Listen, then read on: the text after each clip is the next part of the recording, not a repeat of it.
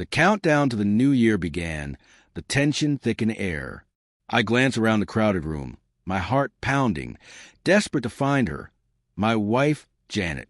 The clock hit midnight, and in that exact moment, my eyes locked onto a sight I never expected to see.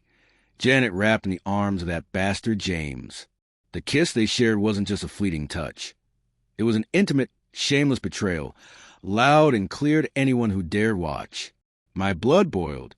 Without thinking, I stormed forward and yanked her away from him. "What the hell do you think you're doing?" I hissed, my voice shaking with rage. "Have you completely forgotten you're married?" James, without a hint of respect, shoved me aside and sneered. "Hey, cuckold, don't interrupt us." That was the moment everything snapped. My fist shot out before my brain could catch up, connecting with his jaw in a savage blow. The sound of the crack was sickening. He crumpled to the floor unconscious as a stunned silence fell over the room. Janet stepped between us, not to protect me, but to check if James was okay. That moment broke something inside me. She wasn't ashamed. She wasn't confused or sorry. She was angry that I caught her. "You kissed him in front of everyone." I whispered, my voice low and bitter. "And yet, I'm the one who's the problem." Her mascara-streaked face twisted in disgust. "You embarrass me," she spat. That was the truth laid bare. She wasn't remorseful. She was furious that her secret was exposed. The host gently asked me to leave, but I didn't argue. I walked out into the cold night, my shirt rumpled, my knuckles bruised. Pulling out my phone, I opened a folder I hadn't touched in months, labeled simply, "If she ever did it." Deep down, I always knew this night would come. Months before that night, something changed in Janet. Not with the usual signs of a fading relationship like yelling or slammed doors, but with a cold distance that crept in quietly. She became colder, quieter, distracted. Her smiles felt rehearsed, her laughter forced, and the silence between us grew heavier. At first, I blamed myself. Work had been exhausting. I hadn't noticed how far we were drifting until it was too late.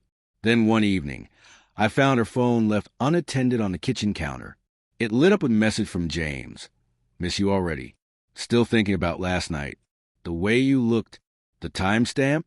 2 a.m., while I lay asleep just feet away. I didn't confront her that night. Instead, I retreated to my study and opened a locked folder I had created years ago, years before when I first felt her slipping away. This wasn't paranoia, it was preparation. A collection of notes, screenshots, bank records, access logs, everything. From that moment on, I didn't break down. I gathered evidence quietly, installing auto-forwarding on her work email, syncing her phone's location to my spare iPad, planting a voice recorder in her car. The first time I heard her whisper "James, baby" during a call, all guilt evaporated. She wasn't just cheating. She was constructing a secret life. She changed everything. How she moved money, began carrying cash, even rented a P.O. box downtown. She thought I was blind. That would be her biggest mistake. I documented every detail. Her movements, late-night meetings, private investigator photos. Every lie tied to James' social media blackouts. I didn't explode in anger.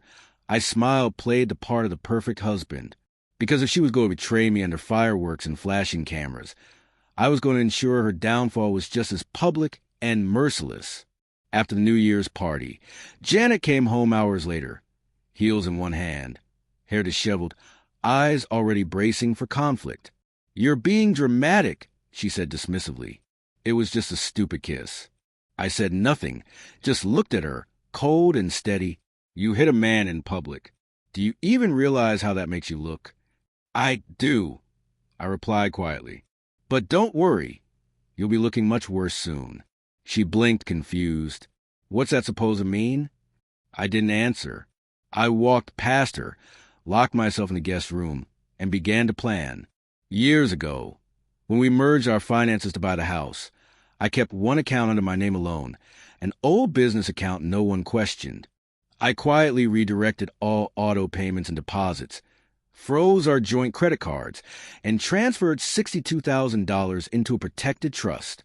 I left just $7.32 in the joint account, enough to confuse, not to panic. The next morning, I contacted Ethan Wallace, a family lawyer known for his surgical precision in high-stakes divorces. I handed him everything: the photos, recordings, transaction logs, and investigator's report. "We can file today," Ethan said, "but I want her to feel safe. Let her think she's won," I said with a smile. My plan was to wait. I reached out anonymously to James's wife. I sent her photos, texts, audio, all the proof. She replied hours later, asking for everything. That was when the real fallout began. James was forced to resign. His wife changed the locks on their home. His reputation was destroyed. He lost everything.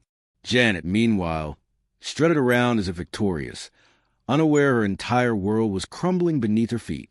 She mocked my silence, texted me once from another room, "You always were the weak one."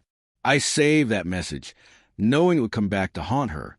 The crack started small: declined cards at brunch at the gas station, then at her salon. Her joint account was frozen, and the confrontation came swiftly. "What the hell is going on?" she shouted, waving her phone like a weapon. "Exactly what I planned," I said, calm and controlled. I handed her a thick packet of evidence: divorce papers, property settlements, a non-disparagement agreement, and an email ready to send to her HR, exposing her misconduct. Her face went pale as she flipped through the pages. "This isn't admissible," she stammered. "This isn't just admissible," I said softly. "It's overwhelming." She sat down, defeated. That night, she left without a word. Days later, she returned, not for reconciliation, but to plead for control. "I know I screwed up," she whispered, eyes red and raw. "But can't we try therapy? Take a step back?" I shook my head. "This isn't about saving us. It's about saving you." She tried to bargain, but I handed her the divorce papers one last time, along with a warning email queued for her HR. "Sign this quietly or I send it." She took the envelope like it was a weapon and left without a word. Weeks later, I changed the locks, repainted the walls, and donated every item she once loved to charity. The divorce went through swiftly. Ethan ensured she got just enough to survive, but never enough to thrive. James was last heard selling insurance door-to-door in a neighborhood far below his former status. Karma didn't just catch him, it engulfed her too. Janet vanished, leaving behind a single cold email. "You didn't have to ruin me." I stared at it for minutes before replying. "You're right, I didn't. But you made me choose between ruining you or living a lie. I chose me." Then I blocked her. Now I sleep peacefully. I cook for myself. I travel light. I smile freely. People ask if I'll ever date again. Maybe someday, but for now, I'm savoring something I lost long ago: peace. Not the kind born of forgetting, but the kind born from remembering everything and finally being okay with it. Because revenge doesn't always scream. Sometimes it simply walks away and never looks back.